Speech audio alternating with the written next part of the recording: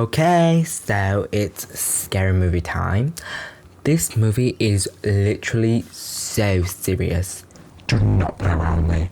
Scary Movie is like a box DVD bundle for $11.86 at club card price or $32.35 without club card price. It essentially parodies famous scary movies in like a collection, hence Scary Movie.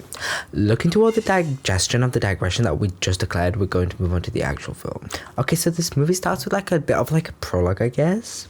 Anyway, it starts off with this hot blonde bombshell who's like really trying to just act mysterious, for lack of a better word. I'm just going to say demure, like don't pick at me for that. But yeah, and like she really does like just push her personality. Like we definitely get this sense of like motherness coming through, and you know, it's just how you'd expect her to behave. Like, yeah. Drama, it turns out that there is some little messed up little masked man looking at some high definition images of her. And I'm going to call her Nigella just because I cannot remember her name at this point. Anyway, get this. So there's like so many moving parts because this movie is so complicated, like I said. And this movie is just so crazy. And anyway, we have this little masked man. He really thinks he has the upper hand, but no, he was under the assumption that Nigella had one man, and so this serial killer has what he thinks is her husband on the seat, you know, like taken hostage. Honestly, I don't really believe he was taken hostage, the man, and I think it's purely to do with the power of the Bob. You see, to a normal person he'd be seen as a hostage, but the Bob gives him like these powers and this aura that like protects him from the rank of hostage. Stay with me. And it's very much making him into a Fortune 500 business owner. Anyway, long story short, she's apparently called Drew, which is crazy, I know. And she goes on like a very much Dead by Daylight chase scene and running towards a sign that says death, which is so I'm going under by evanescence of her. Anyway, and a point and a turn and a subtle but powerful serve, leaving her implantless. But get this, she's still going. Some plastic isn't going to stop her, and this serial killer is just in awe. Like, how could he not be? Anyway, he pushes her into becoming like a gold Olympic gymnast. Turns out that her father runs her over, and in fact it was because he was getting brain emoji from his female accomplice in crime. So that's basically the prologue. So like some blonde just basically like is left boobless and like dead, I guess. Anyway, you see, when you watch a scary movie, it is not just a simple watch. It's a visual experience that takes you on a journey of the epic highs and lows of friendship with the serial killer. I need you to take this movie with both your hands and hold them tight, because together we're gonna review one of the greatest cinematic pieces in movie history. And don't give me all that but actually no, I said what I said. Sit down and watch. So that intense but iconic prelude over, we make our way to our female protagonist, Cindy Campbell. This is a wild movie, okay? There are so many names and so many things happening, but one thing I can guarantee you will not forget is this name. It will echo and transcend through the cracks of the universe. Anyway, we have a little boing scene where her bootang is like trying to get down on her, but it turns out my girl has more security around her boochie than the national defense budget for the United States of America. I really feel like Scary Movie is trying to make Cindy the girl next door, but in this universe she's actually 10 doors down. Anyway, after we've met with Cindy, we shift to high school to actors who are far too mature to play high school age. Nothing but a nod to the future Riverdale. So we meet Brenda and Shorty. Shorty's whole personality is that like he's just like high like constantly. I don't really have much to say on him, if I'm being honest. The girls really just like carried the movie for me. Then we meet Cindy's other half, Brenda.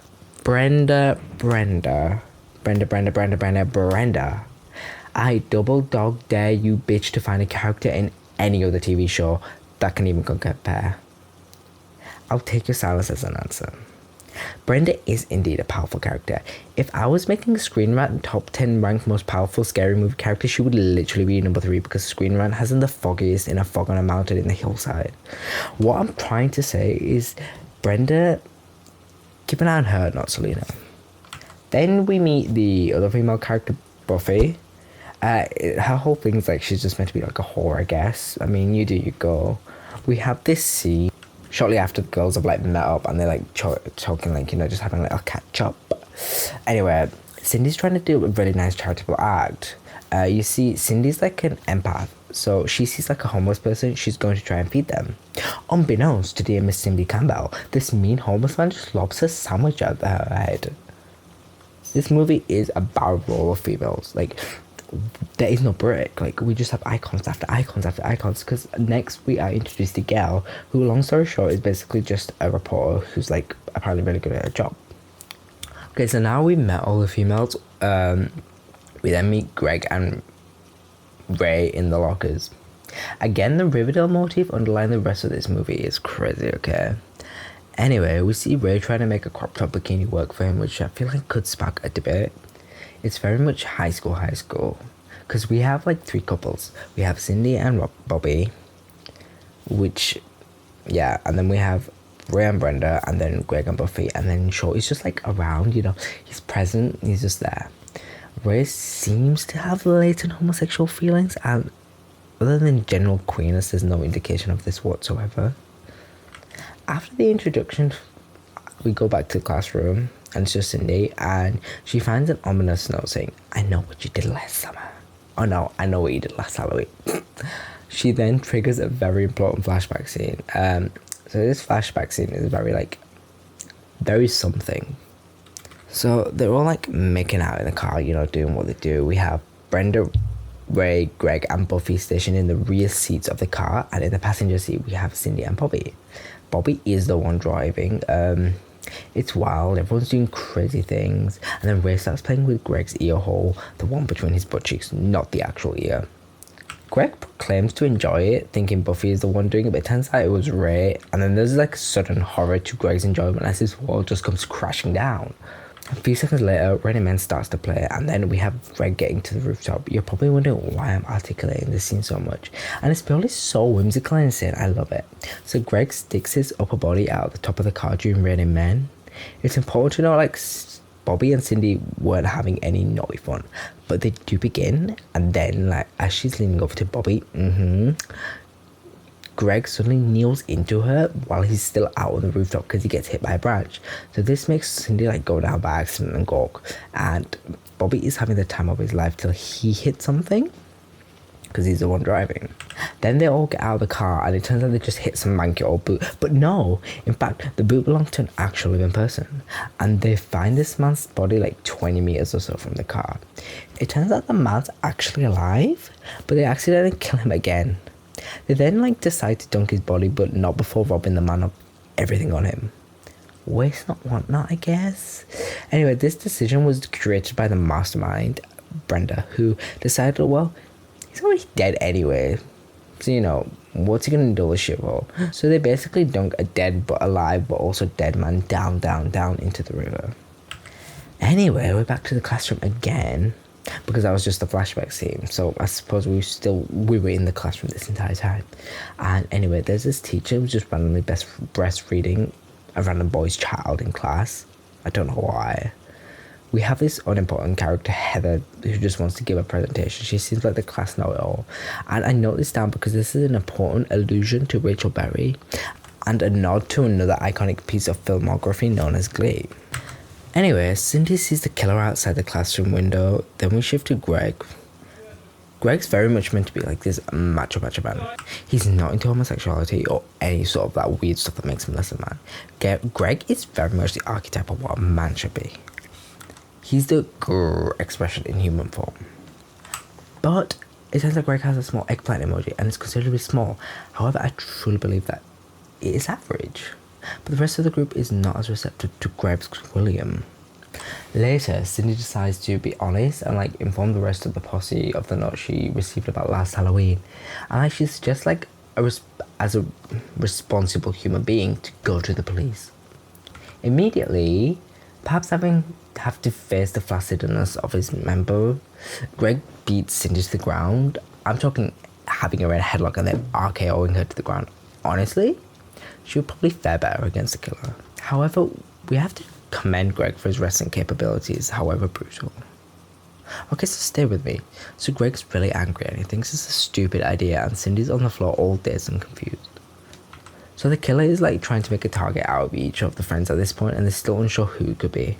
However, it's made clear that once the killer makes contact, he's usually going to follow up on the kill not long after, and then so they figure this out or whatever, and then we skip to the school pageant show.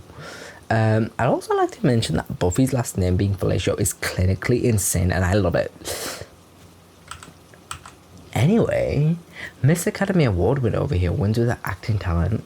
However, it turns out that she's reacting to the death of Greg, her boyfriend, Mr. Macho. Grr. We see Greg at the top looking down at the player, and Buffy reacts to Greg being stabbed while the audience is so oblivious as to what's happening. Buffy's like in tears and crying and sobs. And anyway, so Buffy's in tears, right? And she runs back crying, backstage or whatever. But after finding out she wins for an amazing performance and display of grief and sorrow, and let me tell you something, this level of acting is immeasurable by any unit so composed by this solar system. Anyway, she's quickly recovered from Greg's death upon winning. So now Greg's out of the picture, and we still have many other friends who remain. We've still got Brenda, Buffy, Shorty, and Ray, and Bobby, I guess. So it's just one person who's dead so far. We then transition to Cindy taking like a nice bubble bath, and she's just trimming as you do, you know. She also seems to trim her tongue with a razor, which is interesting, but gotta think it somehow, I guess. Anyway, it turns out that little masked man breaks into her house, and he's on the phone to her while she's soaking. Cindy's panicked by this unfortunate series of events, so she attempts to like run down where she sees him. He asks if he knows where he is, but it turns out he's just not very good at hiding. Anyway, we have this happen again where he attempts to hide again behind some curtains, and then Cindy decides not to say she can see him. However, as she tries to run towards the stairs, so ensues a most memorable or powerful scene. Cindy is rushing up the stairs, which is like a fairly big set of stairs. Like, it is pretty big, like it's tall, it's going up there, and this girl is being chased. Like, there's a serial killer behind me and being chased, kind of chase. What can she do? She's running, and then she tries to like throw a vase at first, but no avail. It only stops him momentarily. Then she's running, and she then throws a bike. Perhaps she no longer has need of it. Exercise is overrated, and then she throws her grandma. And I can see why you're thinking, like, why her grandma? Well, I believe Cindy threw her grandma for one of two reasons. A, she just doesn't really like her grandma that much, and that's okay. Perhaps he's taking care of her was like too much work, you know? Or B, like, yeah, I really don't know where I was going with this. I guess she just threw her grandma for shits and gigs, but it's unclear whether it's mortally wounded the grandma or not, like her throwing her down the stairs. But one thing that's really funny is that her grandma, like, literally does not appear in the movie at all, other than to be thrown towards the killer, which I just think is incredible and so powerful. So the last thing she throws is like a grand piano. I don't know how the hell she pushed that thing. Like, she's strong. She's strong. And then she pushes it, and then the serial killer's like half up the stairs running. And then you have this like comedic little Tom and Jerry thing where like the piano's coming down, and then the fucking killer like is just like running back down.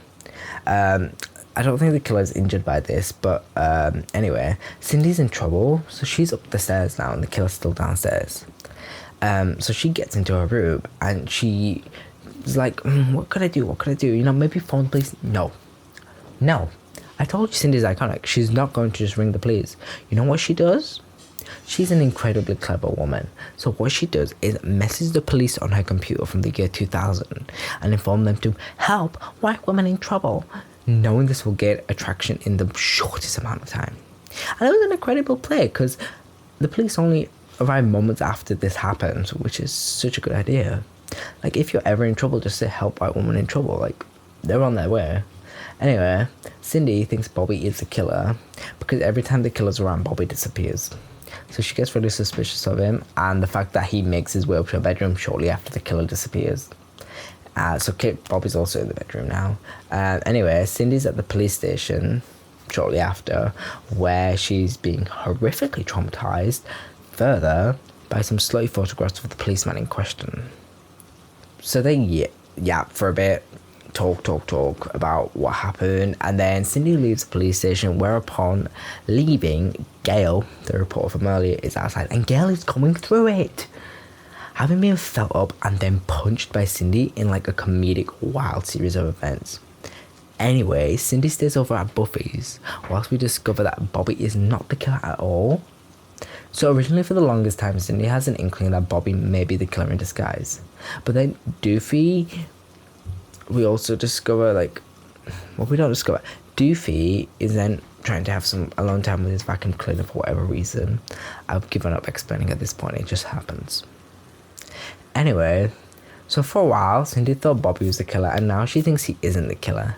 So they go back to school after Buffy has a sleepover with Cindy or whatever. So they meet in school, Bobby and Cindy, and Cindy's like really upset. So she unveils the source of her trauma, and it turns out that Ginger leaving Spice Girls was the biggest cause of this trauma. And you know what, like, I get it. I do. I get it. Also, to add, apparently Bobby may have also been used in prison in the way you're thinking I'm thinking, which, you know, it's just in passing, so, you know. Anyway, the next victim is Buffy. So Buffy is Greg's girlfriend, you know, Mr. Macho from earlier. Yeah, so Buffy meets the killer, but it's so unserious.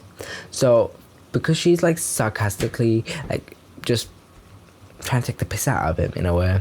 So first he stabs her, and then she just takes no notice of it. Like, she's like, oh, I wonder what are you gonna do next to me? Break my leg? And then she proceeds to break her own leg. And it's so fucking funny. Like, I love this. And then this poor masked man has just had it with her. Like, she's just doing his job for her and making it harder for him. So this poor man then just chops off her head, and she's still talking somehow, which is crazy. I don't know how, like, it's so mysterious. And then she's talking even with her head chopped off, and then he just lobs her in the lost and found box, which there are layers to that. There are layers to putting a head in a lost and found box. Oh, I could go into an entire video just about that. Okay, so now Buffy and Greg are dead.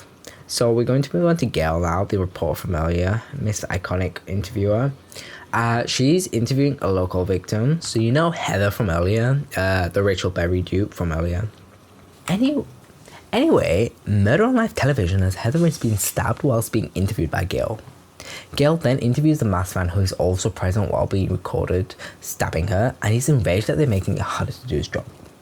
So then a chase scene ensues where Gail's incompetent cameraman dies as she runs into the forest and recreates the Blair Witch Project 1996 movie poster.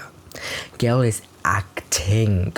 The camera is indeed on, okay? Brenda sat in the cinema then. So we go from Gail interviewing Miss Rachel Berry. She's dead now as well, Rachel Berry, and the cameraman, they're both dead. Gail's still alive from what I know. And so we skip now to the next scene, which is Brenda sat in the cinema with who she presumes to be Ray. So it's actually Ray at the beginning. So what happens is there turns to be like a switcheroo at some point where Ray goes to the bathroom to do, I don't even know how to say this, but his ear hole is indeed like used as a hole for something else. And I mean his real ear holes this time, okay? Not like the whole Greg thing, okay? Anyway, Brenda is super invested, like, in the movie.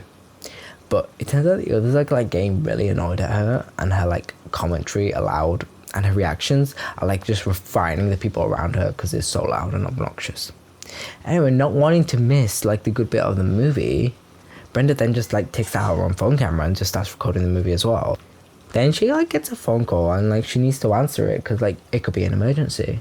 So this like really pisses the people around her off. I get it, but like, you know, it's Brenda, so I'll forgive. I would. Brenda does not play around though, and she spoils the movie for everyone else because like they're just like pissing her off at this point, okay? They're not letting her take a phone call, they're not letting her even talk in the fucking cinema. Anyway, in like a Juliana Caesarian plot, all those around her who have been pissed off start stabbing her. Turns out she's been coming here for years and spoiling the movie for those around her, which is like, I it's interesting, like, yeah.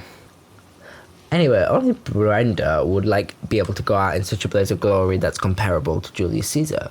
So she then like gets on stage and she literally death drops in front of everyone on stage in like an incredible performance piece.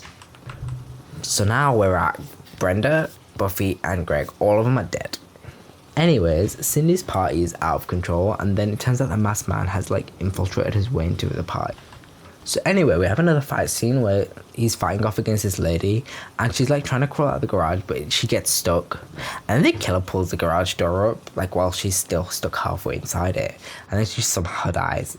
I don't even like how, like whatever. This movie's just insane. Anyway, she's dead now. But she's like irrelevant, so we're not counting her as dead. Now Bobby's also at the party. And Cindy just wants to like have some fun with him finally. So like they have some time and do some interesting breathing style techniques with their tongues. Like Bobby goes down on her, but she was like literally like there's like a literal forest, okay? Like he's trying his best. So he has to pull out a chainsaw to make his way, through it. And he like has to trim it down. Yeah. I wish I was joking. So the party's still going on, but like they're upstairs, and then the masked man is like somewhere getting high with Shorty. He's just neither here or there. Bobby's like still having fun with Cindy, and he explodes so much that not only is Cindy sent flying high into the sky, believing she can fly. In this series of events, Bobby, having drained an incredible amount, now looks like he's on Ozempic. Then the masked man is breakdancing and ends up murdering every single person except Shorty in the room. He kind of ate down, so I guess it was okay. Anyway, then we have the killer make his way to Bobby, and she stabs him, but he's unable to catch Cindy because Miss Cindy decided to put plus 10 into evasion. So yeah, he struggled. But horror, because Bobby shoots Shorty. But why? Turns out Ray is also evil, and turns out having been thoroughly penetrated through both ears was not enough to kill him. Bobby mentions like how he's angry that Sadie didn't get with him sooner.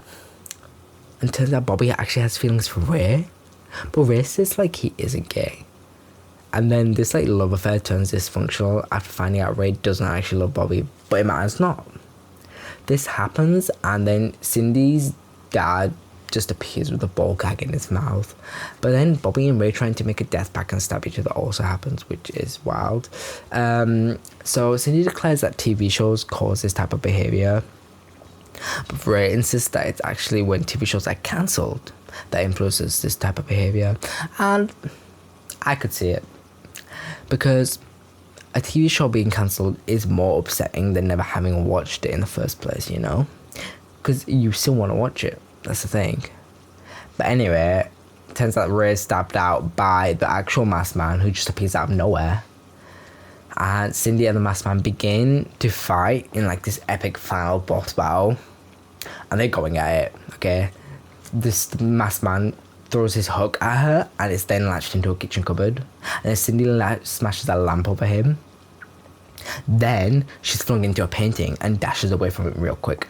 Cindy, I think, just like turns around and adds 25 points to combat real quick and kicks him away. She then like throws a plate, which is evaded, and then proceeds to go into a Liu Kang bicycle kick whilst in Irish dancing in the air. Turns out Cindy excels in combat as she kicks the masked man through the window. Okay, so all that happened, then Cindy goes down to the police station one last time. It turns out the masked man ran away as soon as she tried to get to him. It hits her like it was Doofy all along. It turns out it was like all a ploy, and Doofy is quite the attractive man. He's very 80s coded, and he was shacked up with Gail. Now it all makes sense. Cindy and the officer just miss him. Then the movie ends with Cindy being run over mid-screen. So that was a scary movie. Scary Movie 1 is a wild, wild ride. This movie really shows the deep and strong bonds of friendship between each of the friends who, despite all of them being in a group, are rarely seen together, but rather in duos. Like you'll see two of them together, but you never see much of the group together other than that one flashback scene. Interesting, yeah, I know. But Cindy serves as a very talented and skilled final girl who is able to go to head with the likes of Doofy, but is unable to fight off Greg. This movie really makes us have thoughts. Yeah. Not necessarily about the movie, but more about how we would survive an attempt against a killer. And if my experience was loosely based off past movies, I would like to think that I'd fare well against a killer. Purely because of my conformity, I wanted to please others. I don't think I could deal with making the killer feel bad about not being able to kill me. I think the guilt would cripple me more than anything. But above all else, Scary Movie serves as a cautionary tale for those... Something or nothing. I don't really know. I just wanted to say cautionary tale. It sounded really fun. And thanks for watching.